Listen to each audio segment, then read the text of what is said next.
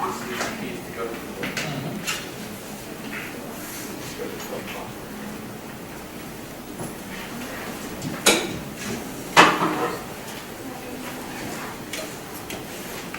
me van a disculpar. I'm going to start in Spanish for a little bit for this audience. Me van a disculpar que hable en inglés. La idea era haber puesto la presentación en inglés y hablar en español, pero tenemos una buena cantidad de gente internacional y espero que pueda ser un inglés que pueda entenderse desde el punto de vista de los que no lo hablan tanto. The basic idea of this presentation is to go and follow what Dr. Mazer has been talking about this morning.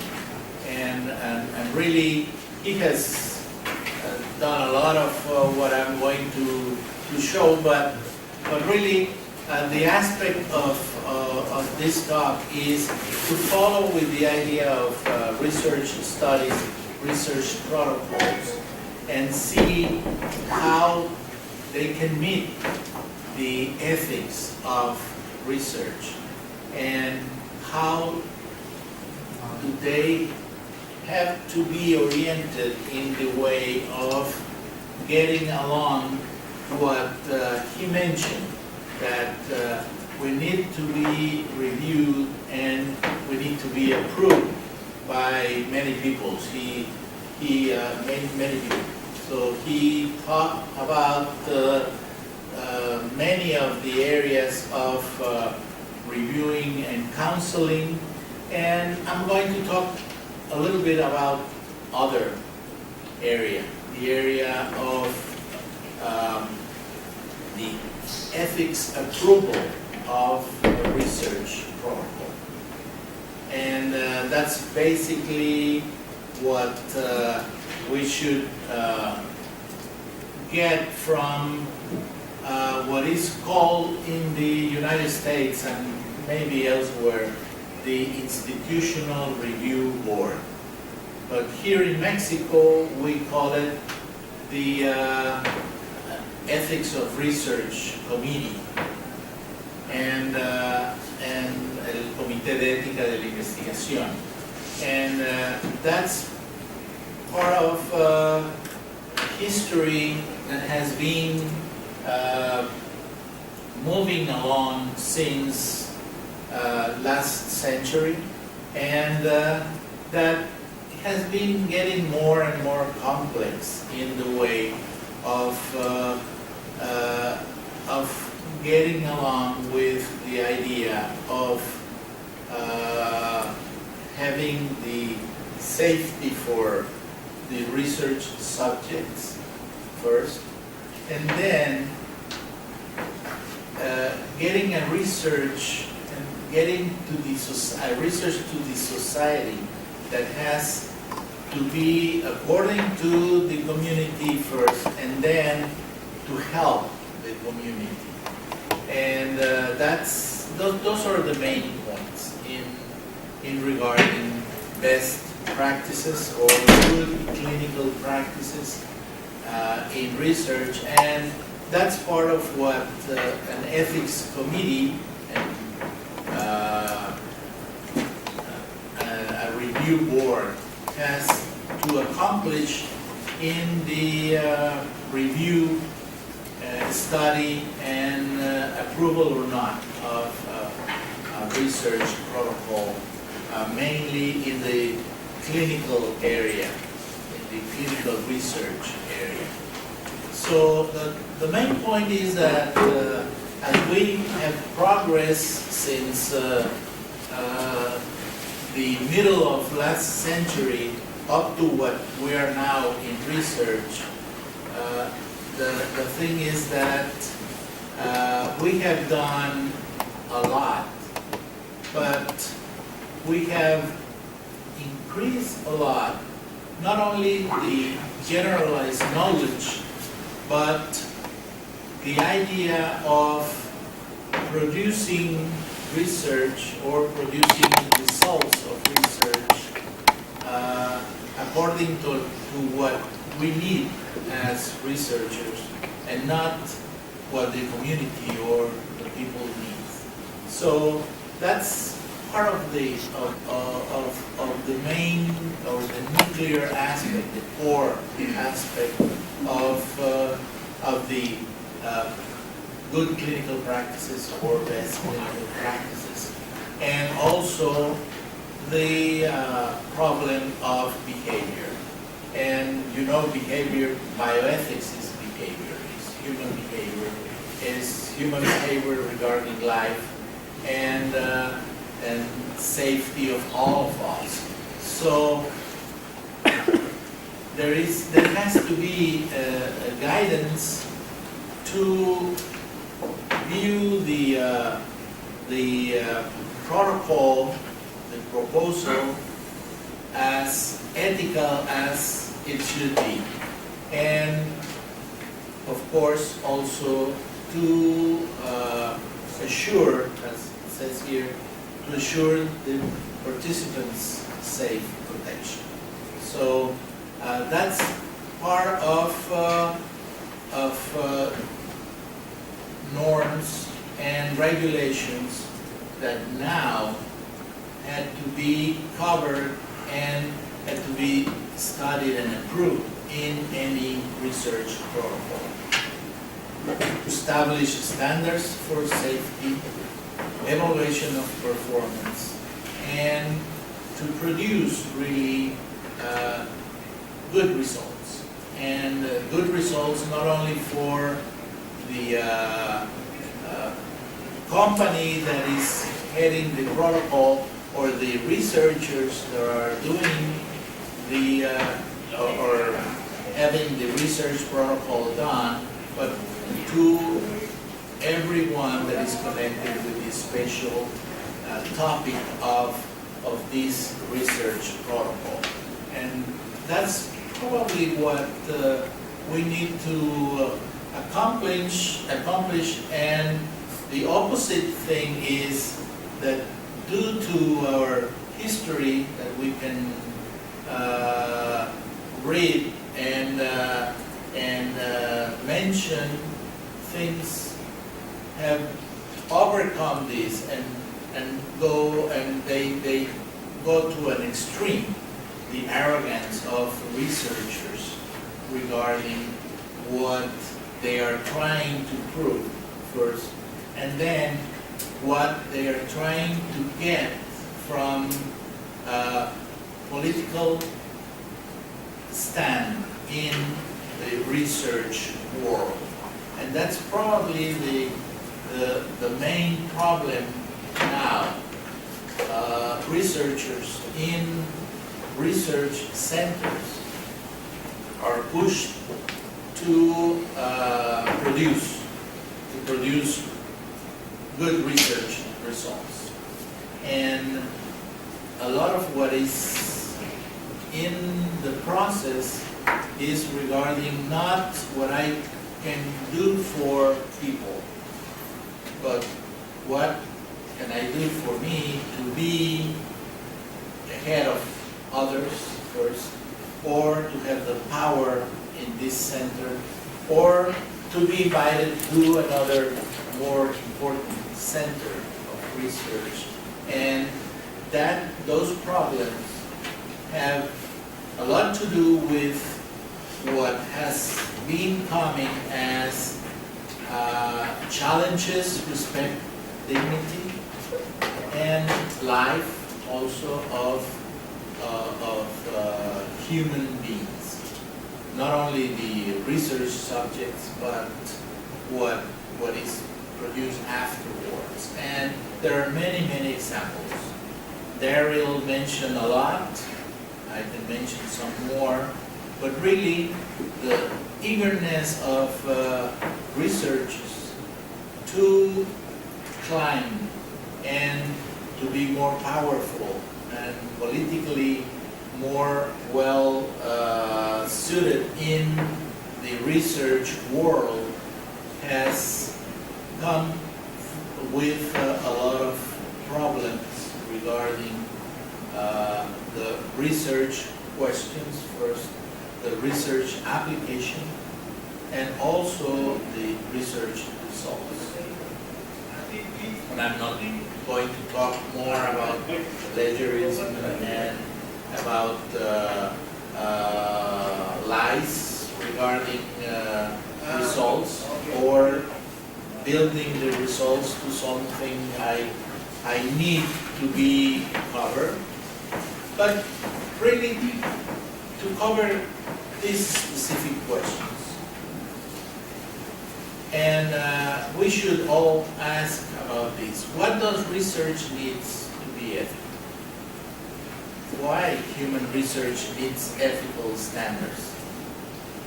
Do good science is equivalent to good ethics? So these are the points that have been built around the second half of last century, as I mentioned, and that have been, regarding some of the examples Daryl mentioned before, be part of what I want to research and what really is needed for research. And I will tell you some examples a little bit later. But really, the idea of research and the results of research have been pointed toward finding new answers to present and future processes. And that's the main idea. Really, there are lots and lots of these questions, of these interrogants.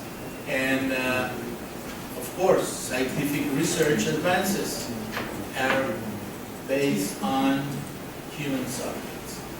And in the equation, the human subjects are in the center of this paradigm, of this effort to go and find more answers to our questions first, but answers that are directed really to the community, not to one individual, not to a very small group of individuals, but for the entire community. And now with the global aspect of community to the entire planet, so, and to the entire humankind.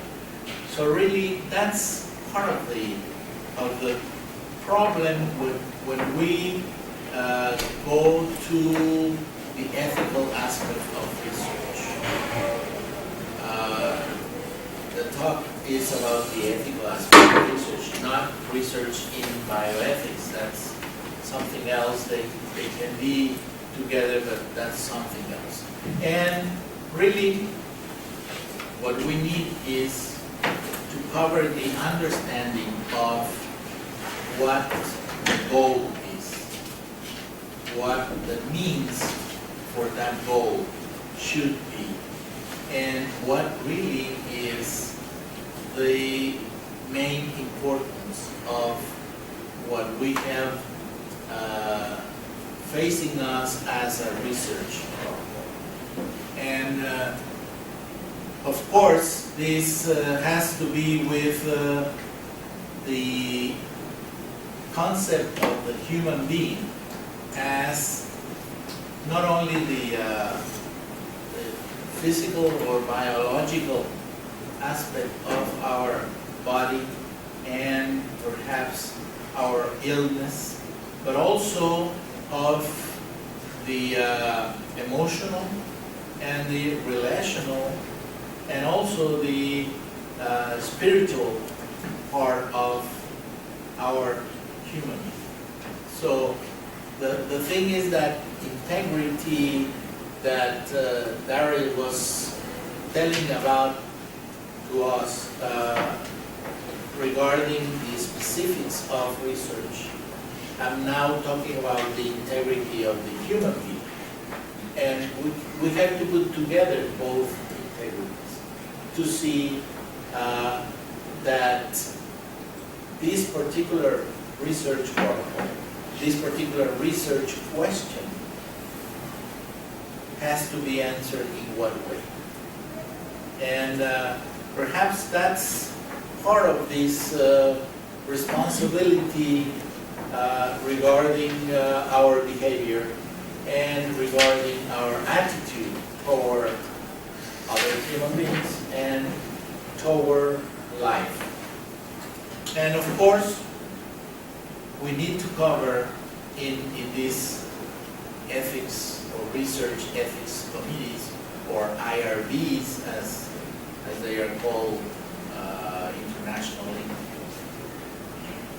These ethical principles should stand above the purpose of this committee to understand what really the research question is, the research methodology has to be, and also how this methodology is taking care to cover and to aim for good results and safety of the human subjects in the research protocol.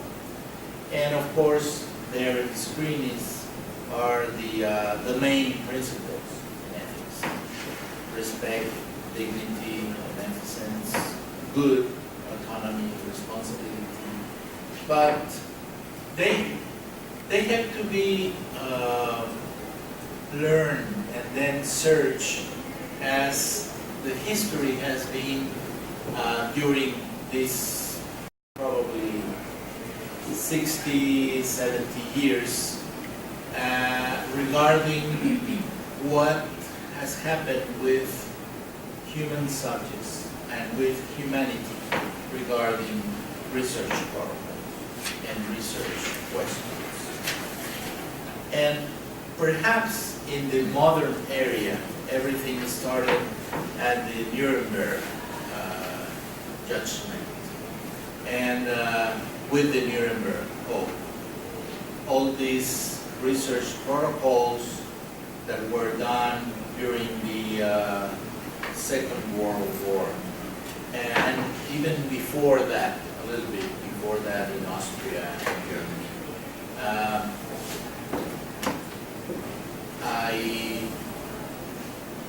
I had in my hands a book with more than 700 research protocols done in that area, in that period between 1942 and 1945. And none of them have good results. All the questions were oriented toward the beneficence for a very small group of people, mainly soldiers, German soldiers, in specific conditions, and how they can survive to those conditions. The results were mostly negative, not to say all of them were negative. And really, that part of the process started with this code in 1947, 1948, regarding these three things that are there in the screen. Consent, and it has evolved over time. Reasons, and justifiable reasons to the research, and also protection. And perhaps they are all tied together, but really that started the modern ethical aspect of research. And perhaps after that, the main idea, and it has been revised, as I will show you later on, is this Helsinki Declaration. This World Medical Assembly assembled in Helsinki in 1964 and setting along a declaration that has been revised and revised for many, many times. And the main points in this declaration were experimentation before human research, other experimentation before human experimentation in the topic you are going to, or you choose to study.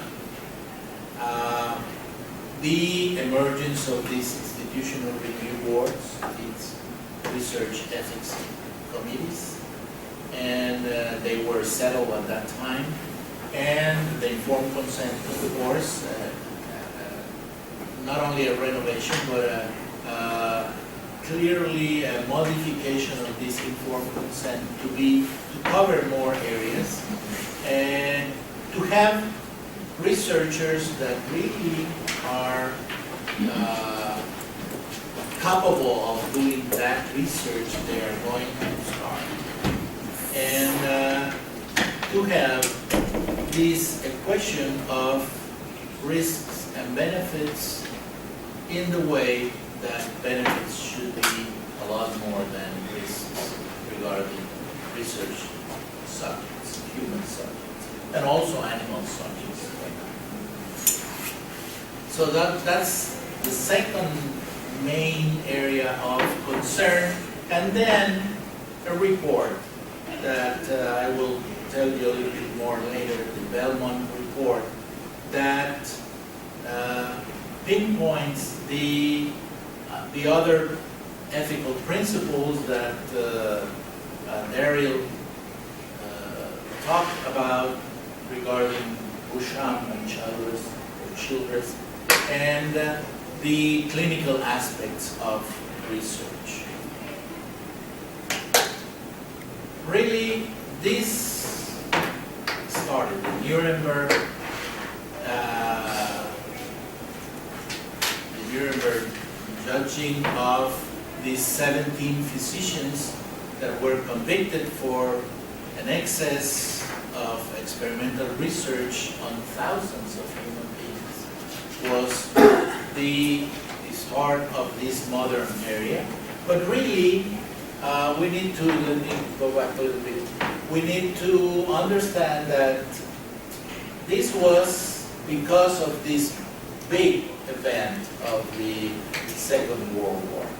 But really, things were done badly before that and many years before. I can mention, for instance, 1927 in Indiana, United States, that law that still is active, but is not active, of course. It's not used, but it's active in the state of Indiana regarding castration of retarded men. So they cannot have family, so they cannot pass genetically, their ailments, and so that mental retardation can be stopped. And that was not in Germany. After that, Tuskegee, I have another slide here a little bit later, but there is mention it too, and that was 1933, and so on. You can mention a lot of things that were done before the Second World War, and really the Germans were not the ones that started this sort of badly taken research in order to have some results that are not good for the community or for the humankind, but good for some people. There are three basic concepts of ethics and regulatory aspects. The first one is that the research subject must give voluntary informed consent. And it has been changing along years, and now it has sort of going to another extreme. One extreme is not having a consent, and the other one having a very complex concept. You know, last year I read a paper on informed consent forms, and really the mean average of pages in an informed consent for research protocols is 27 pages. Do you understand? Who is going to read, as they mentioned, and I should mention something else, who is going to read those 27 pages? As every protocol in the informed consent area mentions in the first paragraph. I'll give you these, you will read it. If you have a question, ask me. The research is talking. And then you can sign it or not. Okay. We, in our research committee, I have been in research ethics committee for more than 20 years. So we had to add for the protocols that come to us in this committee to add another paragraph before that.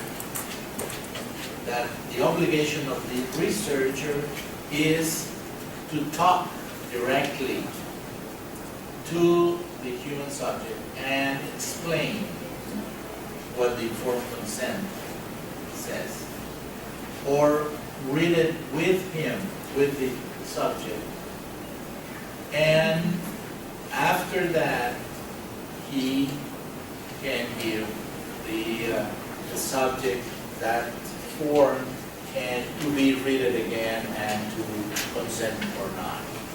But really, that's our main problem. Researchers, and I have seen a lot over the time, are not willing to spend time with the research subjects. They want just to have them, to hire them, to pick them, but not really to enter in communication with them. And that's one of the main problems. So this paper on forms, on informed consent forms, the conclusion was that first they have to be taken in half, for instance, no more than 15 pages first. And the second one was this one that we have been using for years, to not to give the consent to be read, but to explain the consent, and then it follows. Then the second one, the second aspect is that this protocol or this research or experiment has to be necessary. So you have to really prove that it is going to change something in the way of making good and not making bad. So to do beneficence and not to do maleficence. And that probably is the aspect, first, the aspect of autonomy and responsibility in informed consent. And then beneficence and non-maleficence. And then the other one, the justice has to be in the qualifications of the researcher. Because you might get into they think that pharmacology lab picks some researchers that are not qualified for the research, but they have ties with these labs and they are willing to do what they want to be done. So the auto-regulation of researchers is not enough. You can have qualifications for a research area, but you cannot go to another research area if you are not qualified. And that has to be proven at the IRB or at the research ethics committees, and not only with credentials, but with real acceptance of your area of research. So the outer regulation is not going, it hasn't been working. As you can see here, 1956, researchers, again in the United States, deliberate infection on deficient children with hepatitis virus just to see how they behave. What's the natural history? They were deficient, so who cares? 1963, injection of cancer cells into old men, into elderly people, just to see how the tumor grows beneath the skin, without paying attention to how are they immunologically, how the disease is going to behave in the general aspect of the body, how it's going to be disseminated or not. No, they wanted to know if they can grow freely and what they will do locally. What about systemically? Syphilis started, Tuskegee, and the main problem. Probably it started as a good way of having a research on the natural history of syphilis. But all the human subjects were black, or Negro, all of them, in a state and a city where there was a lot of discrimination. And a few years later,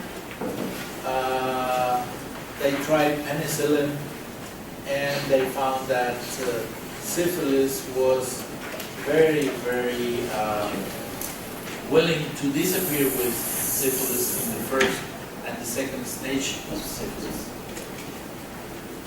The researchers knew that, and they didn't do anything with this,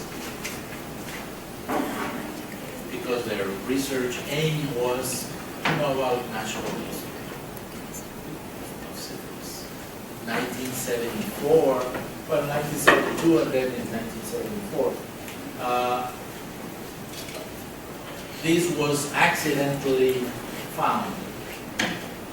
By that time, there were some people in that research protocol still alive, but penicillin didn't do anything for them at that position. They were with tertiary syphilis, and tertiary syphilis is not aimed to be treated with penicillin or anything else. It doesn't have any treatment at all. So that's, again, something that started before what the Nuremberg judgment settled. And this was part of this transplantation of research into Guatemala that Ariel mentioned. They were the same researchers but at this time, the main researcher was not the head of the state health office, was the secretary of the health office secretary of the United States. At the time, he took these experiments to Guatemala and did something like this in there and more, and even more. So those are the main problems. Researchers can be very good. Sometimes they are good in one area, not in the area they are researching or they are trying to research.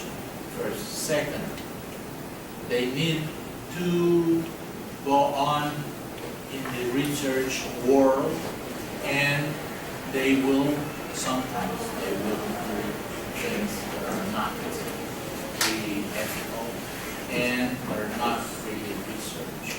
And the basis, we know that. You can see here the modifications. The last one was in 2013 of this Helsinki Declaration. And every one of these that are here had changed the declaration in a better way of looking at things, and mainly as safety of subjects. I can mention you the last one, the one in Brazil, Fortaleza, 2013, the agreement that placebo cannot be used as it was meant before. That placebo had to be used as, not as nothing or a little sugar tablet, but to be the best way of treating patients with that problem, to be compared, the best way, the gold standard at that time, to be compared with the new type of thing. You want to know if it's going to be better or not regarding the other one. So from 2013 and on, there's no single protocol, no research zero, in which they use zero treatment. with placebo. The only two conditions that you can have to have a placebo, an independent placebo, is that there is nothing that can treat that ailment. There is nothing that you can do for that illness at that point, or that everything has been unsuccessful in those subjects that you are going to study. Those are the only two conditions. So hasn't been, has no treatment at all, or the treatment hasn't been good for, at least a little bit good for.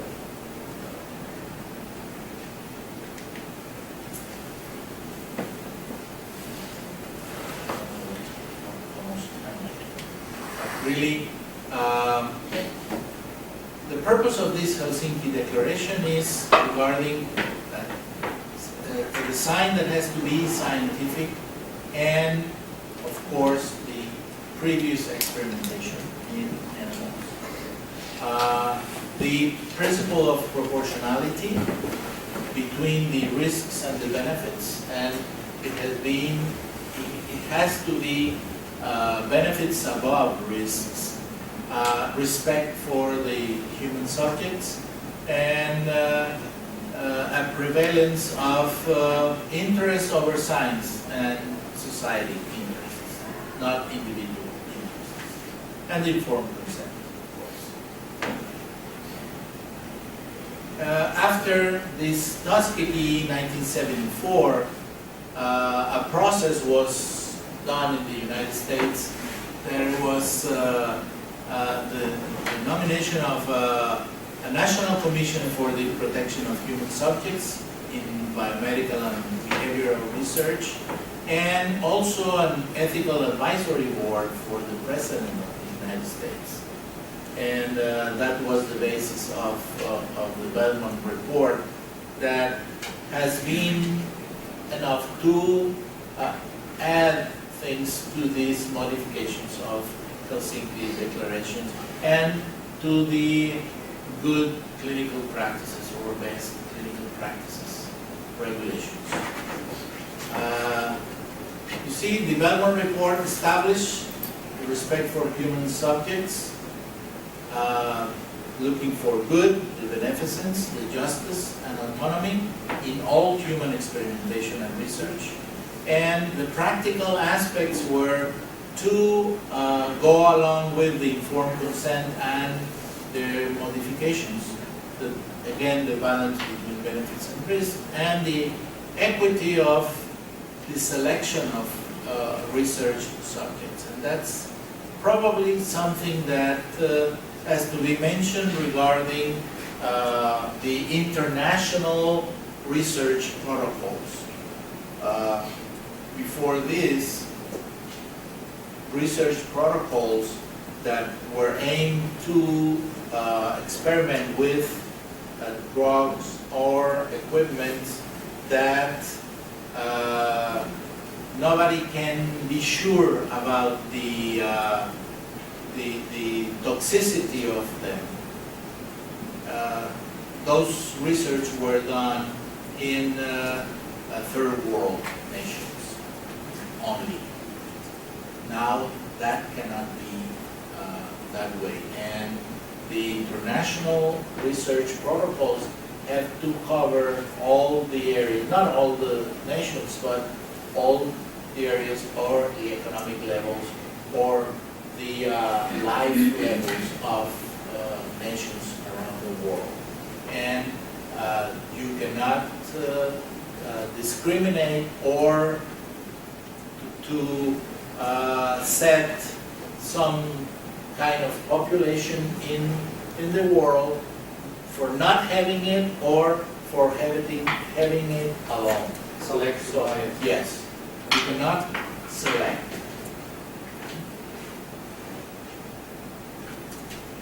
So, ethical principles and values, of course, respect, search for good, justice, and this respect, of course, autonomy is one of those areas, but responsible autonomy, protection for vulnerable people. And here in Mexico, I put this to talk about Mexico. Since 1982, started actually in 1984, our general law, la Ley General de Salud in Mexico, has ties with the Helsinki Declaration and Belmont Report and international best clinical practices. So all of them are covered by our general health law. And besides that, everything is part of our Mexican area regarding research protocols and research. So that covers what internationally is being done now. And just to finish, ethics in research has these bioethical aspects, and summarizing informed consent, evaluation of the methodology, the scientific validation not only of the protocol but of the researchers, the continuous safety evaluation over the time this protocol is going to be displayed, and that all of this is part of the duty of these research ethical committees or IRBs, and we have to be able to search for all these, and we have the duty and the right to stop any research protocol that is not covering all of these things. So, see. I have a question. correct me if I am wrong, but it is my understanding that when you are going to go ahead with a protocol and you have already established your methodological evaluation during the course of the study, you can make changes, but you have to declare to the committee, to the investigation committee and the ethics committee, what are the changes you have done. Sure. And if you do that and they approve that, then you can go ahead. But it's not a thing that you cannot do any changes in your methodology. In fact, you can do it as long as you declare. Sure, and you should do it. Not only you ought to do it, but you can do it. Yes, And you because if they will change the orientation of the protocol for the good of some people, for instance, all the research subjects, you know that there are two populations in your research center in this protocol. One population that is behaving a lot better and that is getting health, and the other one that is not. So you should stop, open your blindness of the study and see if the ones that are receiving the new drug are the ones that are behaving more. Sometimes it's not, it's the opposite. But regarding the other group that is receiving the old treatment up to after 2013, that's a pinpoint idea. But the other things that you mentioned are called amendments, and the amendments should pass through not only the Research Ethics Committee, the IRB, but also of these audit organizations that have to be in place, and that's also part of the Helsinki Declaration. These audit committees that are called the clinical research organizations, CROs, that audit every 2 or 3 months to the researchers and the centers of research, and give a report to the company, to the committee, to the IRB or the ethics committee, and to the researcher.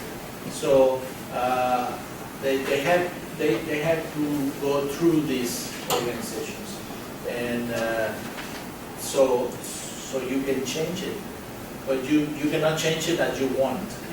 You have to change it as it's part of, and what are the reasons for the change? Correct question. You said at the beginning that the research is for service the human being at the end of the day. And not only in medical, but also in economical sciences, and also in financial, there are a lot of things that happen. The same thing as in medical happens in economical and finance. Recently, we have seen a lot of bad things in the administration, economical issues, financing, and we have seen a lot of economical effects. For example, companies, bankruptcy companies, and also the economical conditions in countries as Europe and Iceland. Iceland is a country that became as a bankruptcy country, and the effects of all that bad things in the science or in the research or in that disciplines, the results are very bad for all human beings. And my question is, how do you manage other interests in the researchers? I mean, the researchers not only have the interest to serve to the human being, they also have another interest as money, as equity, as fame. How do you manage that? We mentioned that before, and really, well, these are the steps to be aware of those things, to search for those things and look for them and stop the research protocols if you think this is happening. But really, not only in medicine, as you mentioned, this part of the finance work that you mentioned was the failure of these people, 10 or 12 years ago, was the origin of this organizational ethics.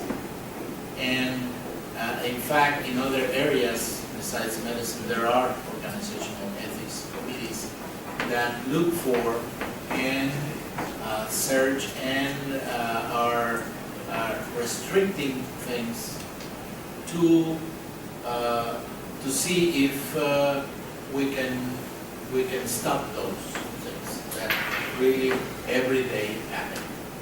That's part of our human nature, and it shouldn't be, but it is. I have a question about the relationship between ethics and science that I've been always thinking about, because as we all know, the key values in science are objectivity, universality. So here the human beings as research subject need to be objectified to final scientific knowledge, which should be universal. But to me, in the ethics or subjective understanding or interpretation about scientific knowledge seems to be more important. So in your opinion, do you think the ideal relationship between science and ethics, or should ethics help science to understand human beings, or should science help ethics to understand human beings? So what would be the ideal? Yes, that's probably one of the commonest things to think, but that's not true. Science is objective, ethics is subjective. Really, that's not the truth regarding that. As objective as science can be is ethics, and that's what we want to emphasize. That ethics is not just subjectivity; is the objective way of treating people in the scientific aspect. And as objective as science is ethics regarding safety for the human being and wellness for the human being, or good for the human being. And that's part of our thinking regarding science and ethics cannot communicate, cannot interconnect, but that's not true. As objective as science is, ethics can be, and as the main problem is that science can be subjective also. And when it gets into subjectivity and it just lost the orientation or lose the orientation, is more subjective and more individualistic than what ethics can be. So subjectivity and objectivity can't be separated, or Can be or cannot? cannot be separated. I think cannot be separated. Not be separated. the purpose of science is the good for human health, or for human being, for humanity. And the purpose of ethics is looking through the good of humanity. So the purpose is the same. The way you behave and the way you do it can make a difference. I don't know what do you think? Yes, so I think this question reminds me also of the falsifiability hypothesis in Karl Popper. So Karl Popper said that you can judge science if you can make an experiment to prove it false. So this is a standard definition of what is science. It is something which you can prove to be false. So you make a hypothesis, you make an experiment, and you can design an experiment to prove it false. Of course, if it's not false, then the more and more experiments it proves to be correct, then the more and more stronger that scientific theory becomes. So some examples, the theory of evolution is now a dogma, which I happen to believe that it is not a scientific theory anymore, it's a dogma, because nobody wants to prove it false. Epigenetics has been interesting because epigenetics challenges this central dogma of molecular biology that you go DNA, RNA, protein, and don't go back, because now epigenetics shows we go back. That it's always subjective things. Whatever human beings do, and even in the future, whatever artificial intelligence systems will do, they will be programmed in a certain way to make judgments. So that's why it's hard to. Well, it's good for bioethics because it shows that bioethics, we could criticize bioethics and say it's subjective, but actually the same criticisms can be made of anything. The same, let's say you're talking about corruption in business or conflicts of interest. One of the measures, I think, of a developing country is a country in which you try to prosecute your former president saying that corrupt. Maybe a developed country will just assume everyone is corrupt and you respect your former president and leave them as they are. We know maybe something's wrong, but many developing countries, you're meant to have an objective standard of corruption or conflict of interest, but developing countries always prosecute their former presidents saying they were corrupt. And it's always a political decision. You say, well, we don't like him, so we're going to call him corrupt. So even so-called objective standards will be used by politicians, the same as science will be used by politically minded scientists. So I think this is the way. In fact, you have a continuum maybe between objectivity and subjectivity. Thank you. You still got more slides? Yeah, but And I'm tired. Thank you very much. Are there any questions on Skype by our friends on Skype? Because we're going to have lunch, I think. And some of our friends on Skype will be leaving. Do you have any comments on Skype? Any questions?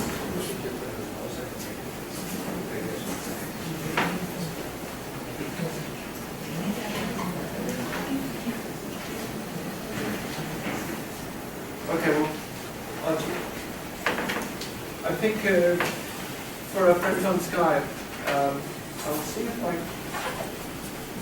Oh, I'm afraid I still can't show the video of you of the people here because too many people got confused. But we're going to have lunch. Oh, so we're still have another lunch dinner, but after lunch. lunch program.